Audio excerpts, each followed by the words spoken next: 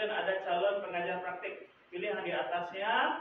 Kemudian jangan lupa centang di bawahnya, saya mengerti dan siap mengikuti seluruh kegiatan sebagai peserta program guru penggerak. Setelah itu kita masuk ke CV ya. CV. Selamat datang Arsani Agung, di sini ada contohnya. Kemudian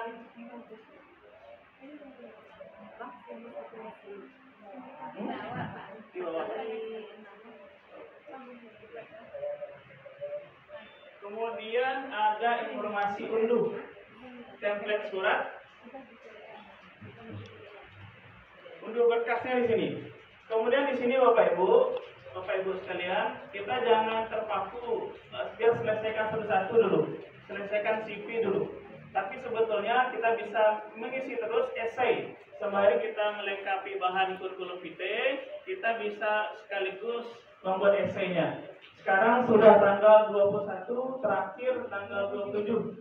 Artinya hari Jumat